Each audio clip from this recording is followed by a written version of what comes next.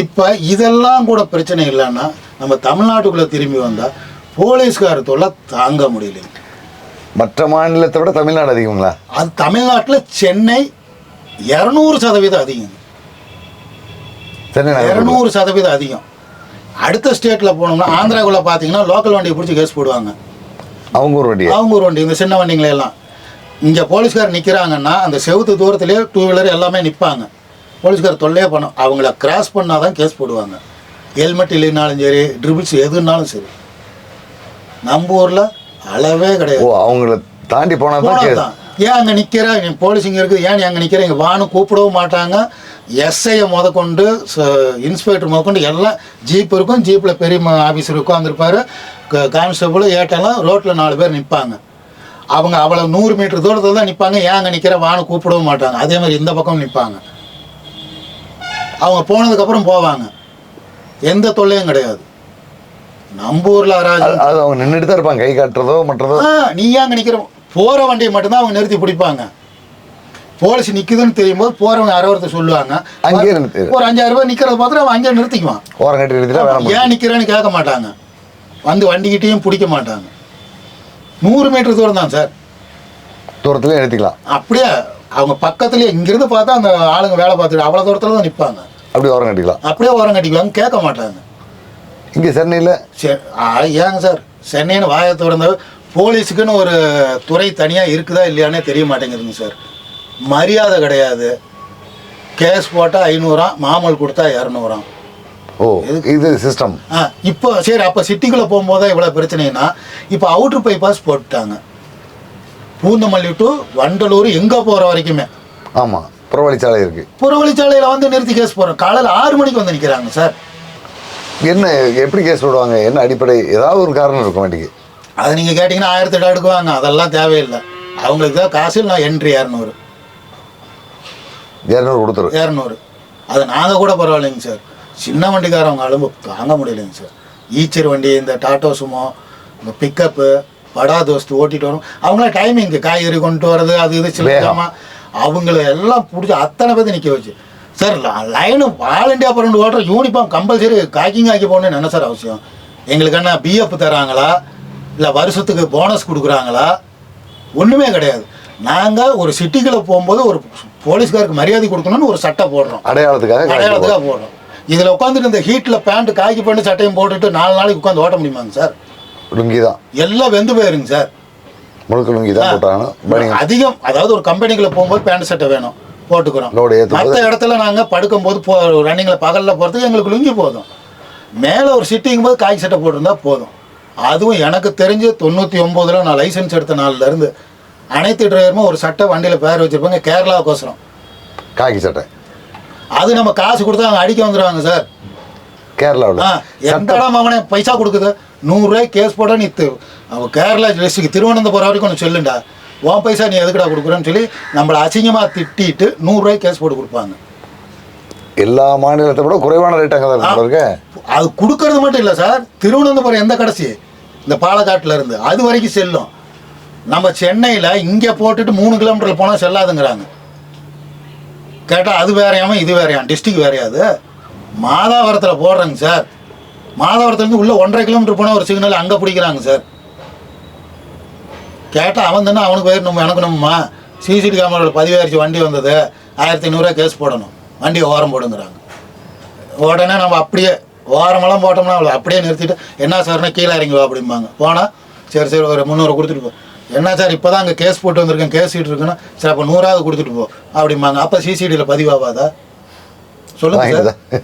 அந்த 100 வாங்கிட்டா சிசிடி பதிவாகாதாமா விட்டுறாங்க சார். நாங்கள் கேட்குறது எனக்கும் சேர்த்து ஓனருக்கும் சேர்த்து தான் சொல்கிறேன்.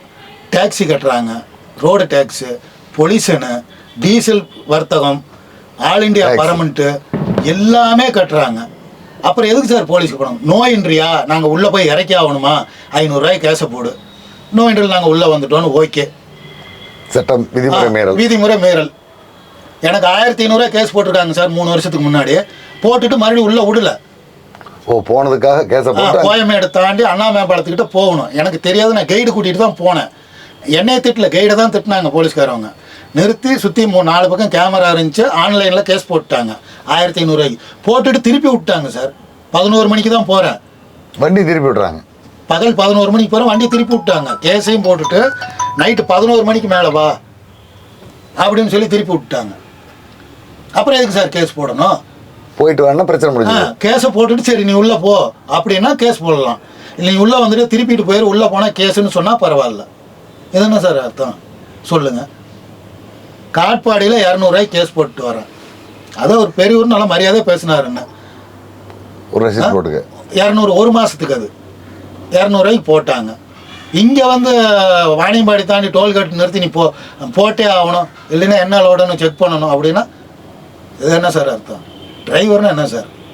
அவ்வளோ இதான் நினைக்கிறாங்க சார். மெயின் மரியாதை கிடையாது சார். சத்தியம் பண்ணி சொல்கிறேன் சார், அன்னத்து போது அந்த வண்டி மேலே சத்தியமா ஆந்திரா கேரளாவில் கையெடுத்து காலில் விழுந்து கும்பலாம் சார். அவ்வளோ மரியாதை தராங்க சார்.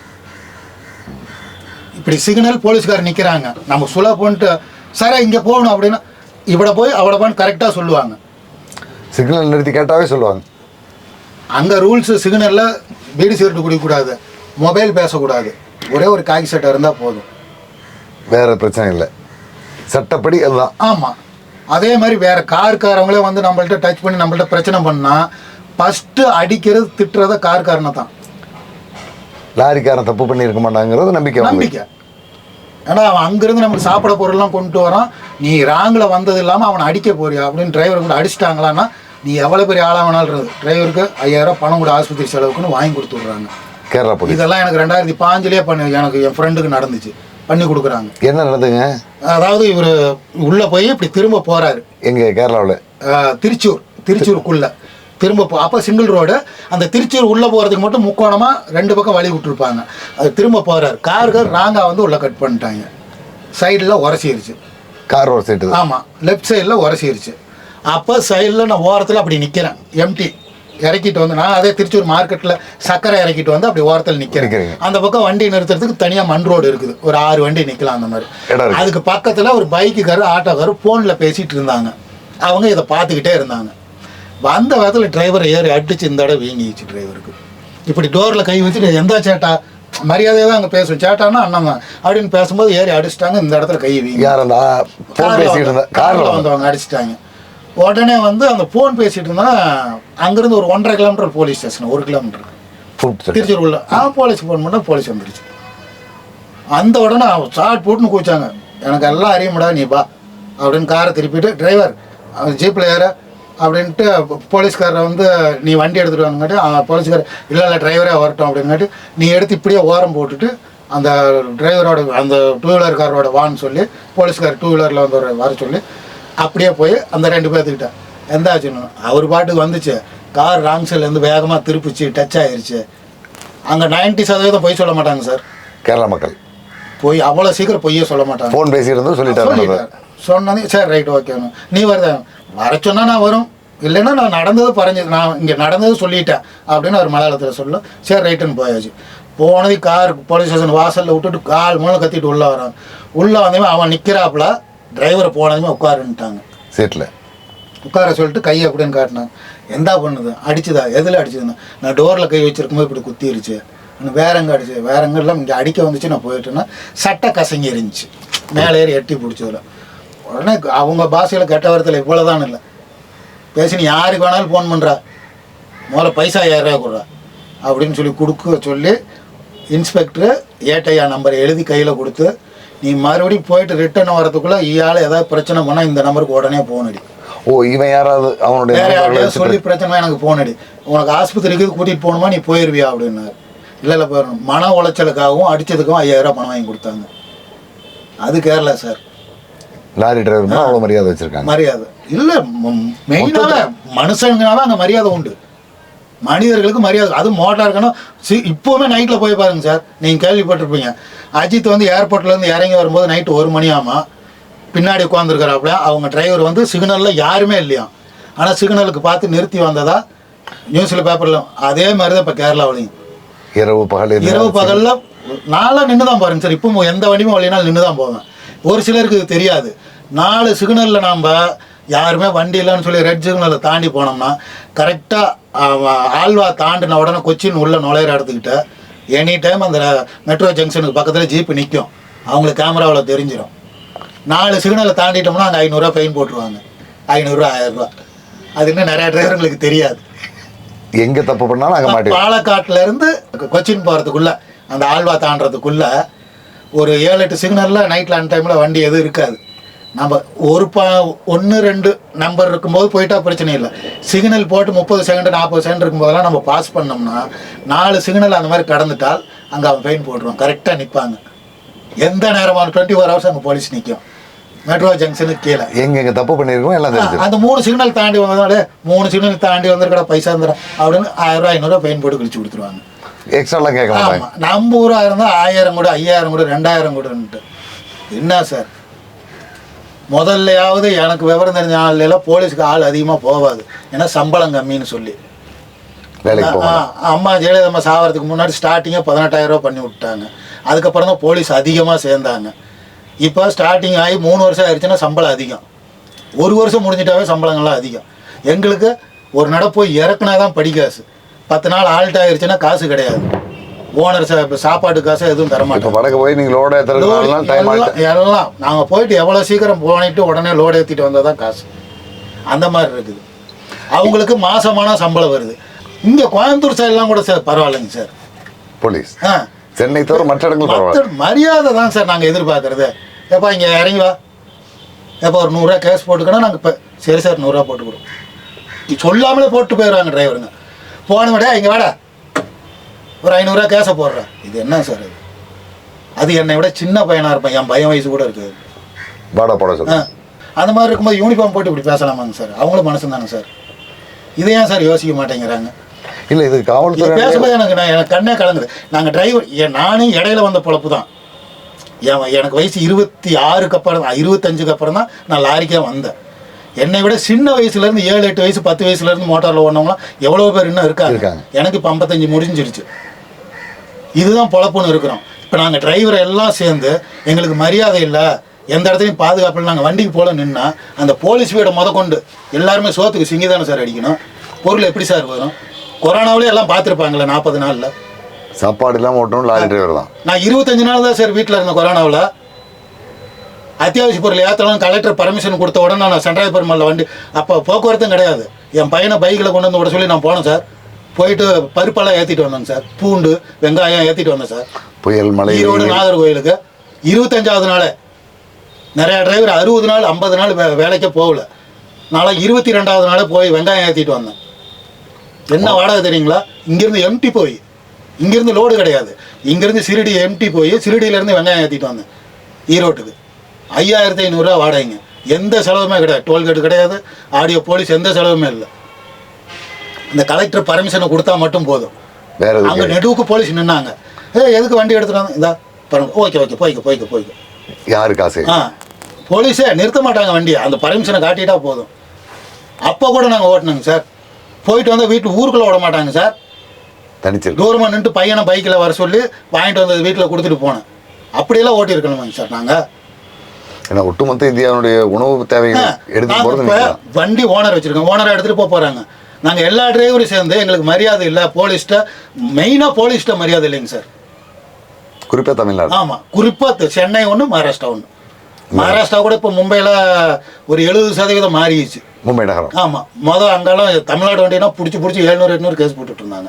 இப்போ 300 ரூபா 500 ரூபா ஒரே கேஸ் தான் ஒட்டுமொத்த மும்பைக்கும். இப்போ எதுவும் கேட்கறது இல்லை சார். கர்நாடகா எவ்வளோ பிரச்சனை பண்ணுறாங்க இல்லைங்க சார். அங்கே நோ என்ட்ரிக்கில் போயிட்டாங்க சார். 200 ரூபா ஒரே ஒரு சிலிப்பு கழிச்சு கொடுக்குறாங்க சார். ஒரு நாள் ஃபுல்லாக நீ எங்கே வேணாலும் சுற்றலாம் சார் அந்த சீட்டை காட்டிட்டு. கேட்க மாட்டாங்க. நோ என்ட்ரி சிட்டிக்குள்ளே சார், பெங்களூர் சிட்டியில். நான் 2 தடவை போயிருங்க சார் லோடாக இருக்க. அந்த இடம் இடைஞ்சல தான் போயிட்டேன். சிக்கலாயிட்டது. அந்த போனேன் சார், தெரியாமல் வந்துட்டேங்க சார். இங்கே தான் கடை சார். பரவாயில்ல 200 ரூபாய் கொடு அப்படின்னாங்க. 200 ரூபா கொடுத்தா சீட்டை கழிச்சு கொடுத்துட்டாங்க. வேலை முடிஞ்சு போயிடுச்சு. போயிட்டு இறக்கிட்டு நான் 3 மணிக்கு 4:30 மணிக்கு திரும்பி வர்றேன். ஒரு ஜீப் வேமாங்க இப்படின்னா சீட்டை எப்படின்னா போய்க்க அவ்வளோதான். ஆனால் தமிழ்நாடு அதை ஏற்றுக்கிறது. அதெல்லாம் ஏற்றுக்கிறது கிடையாது. சிட்டிக்குள்ளே போகிறப்ப அவுட்டரில் போய் தான் உள்ளே போகிறோம். அந்த அவுட்டர்லேயே வந்து வசூல் பண்ணுறாங்களா, அதுதான் என்னன்னு எனக்கு தெரியல. இது உங்களுக்கு ஏதாவது ஒரு அமைப்பு மாதிரியான சங்கங்கள்லாம் இருக்கா? இந்த தறிச்சங்கம் மாதிரி இதெல்லாம் ஒரே அமைப்பெல்லாம் சேர விட மாட்டாங்க சார். சேர விட்டால் ஓனருங்களுக்கு ப்ராப்ளங்க சார். இப்போ சென்னையில் வச்சுருக்காங்க, ஆல் இண்டியா அசோசியேஷன் இருக்குது. நானே சிகரம் அனைத்து வாகன ஓட்டுநர் சங்கத்தில் ஈரோடு தலைவராக இருந்தேங்க sir. Dharmapuri head office Dharmapuri, அதே வேணான்னு விட்டேங்க சார். ஏன்னா லாரி உரிமையாளர்களுக்கு இது ஏதாவது பிரச்சனையாகும் அப்படிங்கிற மாதிரி பயப்படுறாங்க. பயப்படுறாங்கன்னு இல்லை, அதெல்லாம் ஒத்து வராதுங்க சார். 5 வரல ஒன்றும் கிடையாது. இது அசோசியனே தேவையில்லைங்க சார். போலீஸுங்க அவங்க பாட்டு கரெக்டாக இருந்து, ஓனருங்க கரெக்டாக இருந்தால் வண்டி பாட்டு. ஏன்னா எங்களுக்கு இதுதான் பொழப்பு. டிரைவர் இல்லைன்னா ஓனருங்களுக்கும் வேறு இது கிடையாது, இன்கம் இல்லை.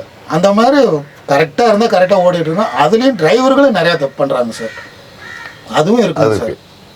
இப்போ ஒரு சில இடத்துல படிக்காசு வரல, எனக்கு வரலங்கும்போது நான் வேறு 4 பேர்த்திட்ட சொல்கிறேன். 4 பேர் போகாமல் விட்டுருவாங்க. அப்போ அவங்க புதுசாக ஒருத்தரை கூப்பிடும்போது, ஏன்னா நிறையா பேர் இந்த மாதிரி சொல்கிறாங்கும்போது, இனி நான் கரெக்டாக கொடுக்குறேன் நீ வாங்கன்னு சொல்லி கூப்பிட்டு ஓட்டுவாங்க, கரெக்டாகிடும். அதே நாம் போய் தப்பு பண்ணி லோடு 5 நாளில் போகிற லோடை 8 நாள் கழித்து கொண்டு போய் இறங்கினா அந்த ஓனர் என்ன பண்ணுவாங்க? நட்டம் தான் அவருக்கு. அதே நிறைய யோசிக்க மாட்டேங்கிறாங்க சார். டிரைவர்கிட்ட சார் என்னோட பாலிசிங்க சார், இருக்கு இல்லை அது வேறு, சர்வீஸ் இல்லை அது வேறு. வண்டிக்காக நாம் காத்திருக்கலாங்க சார், வண்டி நமக்காக காத்திருக்கக்கூடாது. லோடு ஏற்றி நின்றுடக்கூடாது, வர்றேன்னு சொல்லிட்டு வராமல் இருக்கக்கூடாது. லோடு ஏற்றி நிப்பாட்டிட்டு அசால்ட்டாக போயிட்டு 4 நாள் கழித்து அடுத்தவங்க ஃபோன் பண்ணி ஏன் என்ன வண்டி நிற்கிதுன்னு கூப்பிட்டு வர மாதிரி இருக்கக்கூடாது. நமக்கு ஓட்ட பிடிக்கலையா, லோடை இறக்கிட்டு எம்டி கொண்டு வந்து, ஆனால் லோடு ஏற்றல எனக்கு வேலை இருக்குது, நான் கொண்டு வந்து விட்டுறேன்னு விட்டுட்டு போயிருங்க. அவங்க முதல்ல ஏற்றாம கூட நிறுத்தி வச்சுக்குவாங்க, நிறுத்தி கூட டிவி கட்டுவாங்க. ஆனால் லோடு இருந்துச்சுன்னா ஆபீஸ்காரனுக்கு பிரச்சனை, ஓனருக்கு பிரச்சனை, ஏற்றி விட்டவனுக்கு பிரச்சனை, எல்லாரும் பாதிப்பு. அது நிறைய பாதிக்குது. நிறைய ஜாலிக்காக தண்ணியை போட்டுட்டு எங்கே ஒரிசா எங்கே இருக்குது, கல்கத்தா எங்கே இருக்குது, அங்கே வண்டியை விட்டுட்டு வந்துடுறாங்க சார்.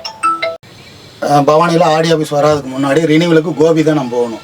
ஆடி ஆஃபீஸ் அங்கே. ஆமாம். அப்போ ஒரு பெரிய ஒரு காக்கி வேட்டி புதுசாக கட்டிட்டு வந்தார். அதுக்கே அந்த ஆடியோ கேட்டார், நீ இப்போ தான் காக்கி எடுத்துகிட்டு போல இருக்கு, இதுக்கு முன்னாடி போட மாட்டேன். அவர் ஒரு வயசானவர், ஆடியோ மரியாதையாக பேசக்கூடியவர். இல்லை சார் எங்கே சார் வருமானங்கும் போது நான் இப்போ உங்கள்கிட்ட சொன்னதை அப்போவே அவர் என் முன்னாடி கேள்வி கேட்டார். உள்ளேருந்து ஒரு பையனை கூப்பிட்றேன், அவன் என்ன படிச்சிருக்கான்னு கேட்குறியா, சம்பளம் எவ்வளோன்னு கேட்குறியான்னு கேட்டார். அந்த பையன் படித்த படிப்புக்கு மாதம் 12,000 ரூபா சம்பளத்துக்கு அவன் வேலைக்கு இருக்கிறான். லாரியில் நீ என்ன படிச்சிருக்க, 2வது, எவ்வளோ சம்பாதிக்கிற, எனக்கு தெரியாதுன்னு நினச்சிட்டு இருக்கிறேன்னு அவர் சொல்கிறார். ஆர்டிஓ தெரிஞ்சு வச்சு. ஆமாம், இதில் வருமானம் இருக்குங்க சார். மோட்டாரில் நம்ம கரெக்டாக, அதாவது நமக்கு நேரங்காலம் சரியில்லை, இல்லை ஓனருக்கோ வண்டிக்கோ சரியில்லைன்னா எதாச்சும் நடக்கிறது திடீர்னு வேணுமே கூட நடக்கும். அதெல்லாம் வேறங்க சார். லாஸ் இருக்கும். மோட்டாரை பொறுத்த வரைக்கும் இது மேலே நம்ம நம்பிக்கை வச்சோம்னா துரோகமே நடக்காது சார். அனுபவத்தில் எனக்கு நான் ரன்னிங்லேயே தூங்கியிருக்கேன் சார் போகும்போது. ஆமாம், போயாகணும்னு சொல்லி மூஞ்ச கழுவி டீயை குடிச்சிட்டு மறுபடியும் வண்டி எடுத்தேன்.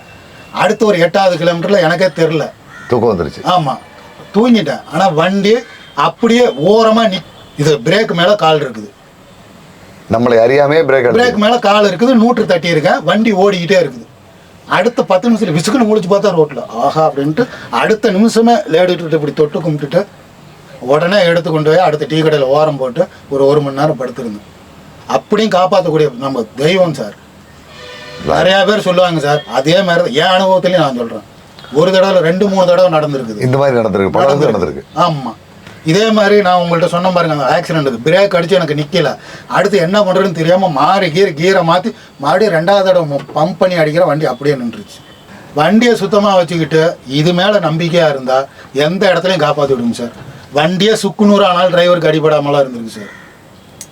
எனக்கு வண்டி அப்சைட் ஆச்சுங்க சார். பர்கூர் மலையில், பவானி அந்தியூர், அது பர்கூர் வழியாக போனால் அந்த மைசூர் போவோம். அந்த லாஸ்ட் பெண்டில் வண்டி அப்சைட் ஆச்சுங்க. ஸ்டேரிங் லாக் ஆகி. அது எப்படி லாக் ஆகுதுங்க? அது பழைய வண்டிங்க, அந்த நர்லிங்க சரியில்லை கீழே ஸ்டேரிங் பாக்ஸில், அதனால் வண்டி கட் ஆகலை. அதனால் இழுத்து பிடிச்ச வேதத்தில் கொண்டு மண்ணில் இறக்கிட்டேன். அதை விட்டு அந்தாண்டு பெரிய பாறை, அதில் சிலுவை போட்டிருப்பாங்க பெயினில், அதை தாண்டினா அந்த பெண்டை திரும்பிட்டு அப்புறம் லாஸ்ட்டு அந்த கர்நாடகா பார்டர் வந்துடும். அந்த இடத்துல கேப்பனும் இதுவும் இவ்வளோ பெருசாகிருச்சுங்க. நர்சிங்கு எனக்கு வெறும் கண்ணாடி குத்தல் மட்டும்தான். இதில் பூந்து தான் வெளியே வந்தேன். சின்ன கண்ணாடி குத்து தான். வேற பெருசாக காயம் வேறு எந்த காயமும் இல்லை. நாம் என்ன நினச்சி மோட்டார் ஓட்டுறோமோ அதுதான் சார் நடக்கும். டிரைவர் கரெக்டாக இருக்கிறவங்களும் கரெக்டாக நடக்குது. நான் இது வரைக்கும் ஓட்டின எந்த இடத்துல ஏதோ ஒரு இடத்துல தான் ப்ராப்ளம் நடந்திருக்குது. மீதி எங்கேயுமே அவங்க காசுல இவங்க காசுல அந்த பிரச்சனையெல்லாம் இல்லை. நம்ம ஏதாவது சிக்கல் படும்போது நமக்கு சிக்கல் வரும். ஆமாம், அந்த மாதிரி அது பாட்டுக்கு பொழப்பு ஓடிட்டு இருக்குது. இந்த திருட்டுங்கிறது நான் சொன்ன மாதிரி ரன்னிங்லேயே எல்லாம் பண்ணிக்கிட்டு இருந்தாங்க ஆரம்பத்தில். அதெல்லாம் இப்போ ஒரு 15 வருஷத்துக்கு முன்னாடிங்க.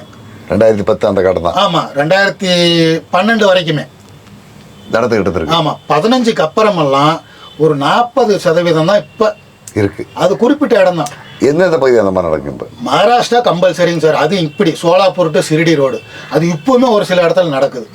நான் இப்போ டீ குடிச்சிட்டு வரும்போது சொன்ன பார்த்தீங்களா, ஆனால் நானும் அது வரைக்கும் வர்றேன்னு சொல்லி ஏறி அந்த டிரைவரை அடித்து செல்லுகள் எல்லாம் பிடிங்கிட்டு போயிட்டாங்க. இப்போ போன வாரம் அது என்ன எப்படி நடந்ததுங்க? அதாவது முன்னாடி ஒரு வண்டி நின்றுருக்குதுங்க, ஷிரடி தாண்டி இப்படி ஊர் பக்கம் வர்ற வண்டி, நம்ம தமிழ்நாட்டுக்கு வர்ற வண்டி நின்றுருக்குது. அந்த வண்டி வரவும் என்னன்னு இவர் கேட்க, இல்லை ஏதோ ஆடியோ கேஸ் போடுறாங்களாமா, அதனால் இங்கே ஓரம் போட்டேன் அப்படின்னு சொல்ல டிரைவர் சொல்கிறாரு. ஆமாம், சரின்னு அவரு ஓரம் போட, அவரு கூட இன்னொரு வண்டி ஒரு 100 மீட்டருக்கு பின்னாடியே அப்படியே ஓரம் போட, ஓரம் போட்டவனுடைய நோக்கம் ஆடியோ இருக்காங்க. ஆமாம், டீயை குடிச்சிட்டு பின்னாடி இருந்தவரை பார்த்துக்கலான்னு எடுத்துட்டாரு. இவர் எடுக்கும்போது ஒருத்தன் பேக் வச்சுட்டு நானும் அது வரைக்கும் வர்றேன் அப்படின்னு சொல்லி ஏற. அது ஊரா இல்லை வெறும் அந்த இடம் ஊர் இருக்கிற இடம். ஊர் இருக்கிற இடம். நீ அந்த மகாராஷ்டிராவே நமக்கு ஆகாதுன்னு தெரியும், நீ எதுக்கு அங்கே ஆளை ஏற்றுற? ஆளை ஏற்றிக்கிறார். சரின்னு ஏறினாதான் வண்டி கூட நவத்தில் ஏறின நேரத்தில் கழுத்துக்கு ஏற்றி வச்சுட்டாங்க. வண்டியில் ஏறினதுக்கப்புறம் மொபைலு ஒரு 4000 ரூபா பணம் இருந்துச்சாமா, எல்லாம் எடுத்துகிட்டு போயிட்டாங்க. மொபைல் 18,000 ரூபா மொபைலும். ஊருக்குள்ளேயே நடக்குது. அப்போ ஊருக்குள்ளனா நம்ம அந்த இடம் ஓரம் போட்டிருக்கோம், அந்த பக்கம் டீ கடை, இந்த பக்கம் டீ கடை. ஊர்னா கொஞ்சம் தள்ளி, ஊர்னா கச்சக்கச்சன்னு வீடு இருந்தாலும் ஒரு டிரைவர்கிட்ட அந்த ஊருக்கார ஒருத்தர் அடித்தான் பிரச்சனை பண்ணானா அடுத்த என்னன்னு கேட்க மாட்டாங்க, அவங்களும் சேர்ந்து தான் அடிப்பாங்க. ஒட்டுமொத்த அடிச்சுட்டு கடைசியாக தான் கேட்பாங்க, ஏன் எதுக்குன்னே தெரியாது. இது சினிமா மாதிரி. ஒருத்தன் அடித்தான்னா வர்றவன் அவனும் சேர்ந்து அடிச்சு விடுவான். அப்புறமா தான் எதுக்கு அடிச்ச அப்படின்னு கேட்பான். அப்போ அங்கே லாரி டிரைவருக்கு சப்போர்ட் பண்ணுறதுக்கு ஆள் கிடையாது. அதனால் அதுக்கு தான் முதல்ல நான் சொன்னது, எந்த ஊரில் எப்படி ஓட்டணும், எங்கே நிறுத்தணும், அந்த மாதிரி பேசிட்டு பண்ணிட்டு போயிட்டே இருக்கணும். அப்போ அந்த இடத்துல நிறுத்தாமல் வந்துருந்தாங்கன்னா பிரச்சனை இல்லை. கேஸ் போட போட்டு போகிறாங்க. இல்லை அடுத்தது டோல்கேட் இருக்கும், 200-300 தான் போயிட்டு போகுது. டோல்கேட் இருக்கும். அப்படி இல்லையா அடுத்து பெரிய ஹோட்டல் வரும், 20 ரூபா 30 ரூபா கொடுத்து நிறுத்தி. சும்மா நிறுத்தத்துக்கெல்லாம் காசு இல்லைங்க சார். நிறுத்திட்டு போய் நம்ம ஒரு டீயை குடிச்சிட்டு ஒரு 1/2 மணி நேரம் கழிச்சு எடுத்துகிட்டு வரலாம். நைட்டு ஆல்ட்டு பண்ணால் மட்டும்தான் காசு. இல்லைன்னா நம்ம 1/2 மணி நேரம் 1 மணி நேரம் 2 மணி நேரம் கூட நிறுத்திட்டு வண்டி எடுத்துகிட்டு வரலாம். இந்தியா முழுவதும் தமிழ்நாட்டினுடைய லாரி டிரைவரும் தொடர்ந்து எல்லா ரோடுகளையும் போயிட்டு தான் இருக்கீங்க. நம்ம தமிழ்நாட்டை சேர்ந்தவங்க அங்கங்கே எங்கேயாவது உணவகங்கள் தங்குறதுக்கான இடங்கள் எல்லாம் வச்சுருக்காங்களா? மகாராஷ்டிராவில் ஒரு 10 கடை இருக்குங்க சார். அதாவது மகாராஷ்டிரான்னா கர்நாடகா வழியாக போய் சோலாப்பூர்னு டச் ஆகும். சரிங்க. ஜல்கி தாண்டிட்டா அடுத்தது சோலாப்பூர். அந்த சோலாப்பூர்லேருந்து ஷிரடி தாண்டுற வரைக்கும் ஒரு 6 கடை இருக்குங்க தமிழ்நாட்டுக்காரங்க. தமிழ்நாடு இரவு பகல் இருக்கும். இரவு பகல் இருக்குங்க, 24 ஹவர்ஸ் இருக்கும். அங்கே பார்க்கிங்கும் இருக்குதுங்க. இருக்குது. அதான் நம்ம பார்க்கிங் சீட் வாங்கிட்டு அங்கே இருக்கலாம். எல்லாமே நமக்கு ஏதாவது அவசரம்னாலும் ஹெல்ப் பண்ணுவாங்க. ஆஸ்பத்திரி போகிறது வர்றது எல்லாம் ஹெல்ப் பண்ணுவாங்க, இருக்குது. அதை தாண்டிட்டா அங்கேருந்து குஜராத் பார்டர் போகிற வரைக்கும் நவாப்பூர்னு ஊர் வருங்க. அங்கே போகிறதுக்குள்ளே 2 கடை இருக்குதுங்க. அது ஆனால் தூரம் அதிகம். அங்கே தூரம். அதுக்கு கேப்பில் நம்ம அதிகம் எங்கேயும் நிறுத்த மாட்டாங்க. வெறும் காடு தான். நம்ம காடு இல்லை, ஊருங்களும் வரும். அந்த ஊர்லாம் நமக்கு வேலை இல்லை. இங்கே இந்த நான் சொல்கிற ஷிரடி பக்கம் போயிட்டு மாலைக்கான்னு ஒரு ஊர் வரும். அந்த ஷிரடி போகிற இடத்துலையே நிறைய இந்துக்காரங்க தாபா வரும். அதிலே தொட்டி, குளிக்கிற சௌகரியம், வண்டி கழுவுறதுக்கு, சாமான் கழுவுறதுக்கு எல்லாமே வச்சுருப்பாங்க. அங்கே போய் நம்ம 20 ரூபா டீ சிகரெட்டு வாங்கிட்டு குடிச்சிட்டு கிளம்பி போயிட்டே இருக்கலாம். அங்கே எடுத்துட்டா மறுபடியும் நவாப்பூர் தான் போவாங்க. இடையில டீ குடிக்க எங்கேயாவது நிறுத்துவாங்க, அவ்வளோதான். அந்த நவாப்பூர் போகிற இடத்துல 2 இடத்துல கடை இருக்குங்க. தமிழ்நாட்டுக்காரங்க 2 இடத்துல வச்சுருக்காங்க. மேக்ஸிமம் அந்த பக்கம் போனால் இந்திக்காரங்க கடைக்கே போயிடுவாங்க.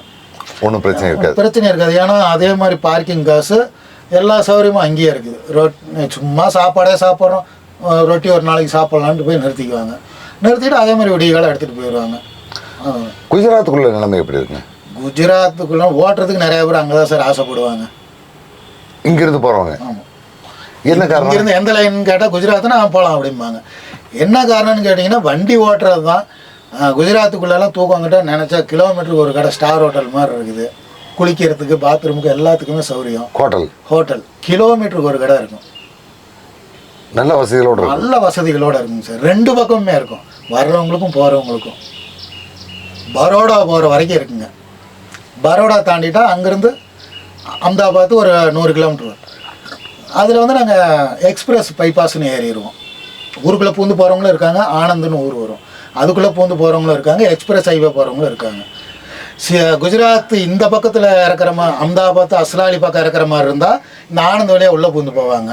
இல்லைன்னா எக்ஸ்பிரஸ் ஹைவேன்னு போட்டிருக்காங்க, நிற்க வேண்டிய வேலையில். அதில் வந்து வெறும் வண்டிகள் 4 வீலர் மட்டும்தான், 2 வீலர் 3 வீலருக்கெல்லாம் அலோடு கிடையாது. பஸ்ஸு லாரி வேன் இது மட்டும்தான். இங்கே எடுத்தால் 100 கிலோமீட்டர் வரைக்கும் ஒரே எக்ஸ்பிரஸ் பைபாஸு. வேறு ஏதாவது ஊர் போகணும்னா இடையில இறங்கிக்கலாம், அந்த மாதிரி கொடுத்துருக்காங்க. அந்த ரோட்டில் வந்து ஒரே ஒரு இடத்துல பங்கு, ஒரே ஒரு இடத்துல தான் டீ கடை. அந்த 100 கிலோமீட்டருக்குமே ஒரு பெட்ரோல் பங்க், ஒரு டீ கடை. ஆப்போசிட்டுக்கு ஒன்று, போகிறதுக்கு ஒன்று, அவ்வளோதான். அந்த 100 கிலோமீட்டர் நம்ம நிறுத்துகிற வேலை இல்லை. அடுத்தது மேலே போய் அஹமதாபாத் பக்கம் ஏறிட்டோம்னா இங்கே சூரத்தில் பார்த்த மாதிரியே தான். அங்கே வந்து சும்மா ஒரு 2 கிலோமீட்டருக்கு ஒரு கடை. இங்கே 1 கிலோமீட்டருக்கு ஒன்று, அங்கே 2 கிலோமீட்டர். அங்கே 2 கிலோமீட்டருக்கு ஒன்று. இதே மாதிரியே பெருசாக இருக்கும். அந்த கடைகள்லாம் நிர்வாகம் அந்த மாநிலத்துக்காரங்களா யார்? அந்த மாநிலத்துக்காரங்க தான் பெரும்பாலும் 90% அவங்க ஆளுங்க தான். மற்ற சின்ன கடைகள் நம்ம தமிழ்நாடுக்காரங்க, டிரான்ஸ்போர்ட்டில் நம்ம தமிழ்நாடுக்காரங்க தான் அதிகம். லாரிகளில் இந்தியாவுக்குள்ளேயே எடுத்துக்கிட்டிங்கன்னா அதிக டிரான்ஸ்போர்ட் தமிழ்காரவங்க இருக்கிறது குஜராத் தான். அங்கேயும் இருந்து வேலை செஞ்சுட்டு இருக்காங்க. சொந்த வீடு வாசலோடு இருக்கிறவங்க அங்கே தான். அங்கேயே நிறையா டிரான்ஸ்போர்ட்டுக்காரவங்க தமிழ்காரவங்க தான். நாமக்கல், சேலம், சங்ககிரி, தருமபுரி.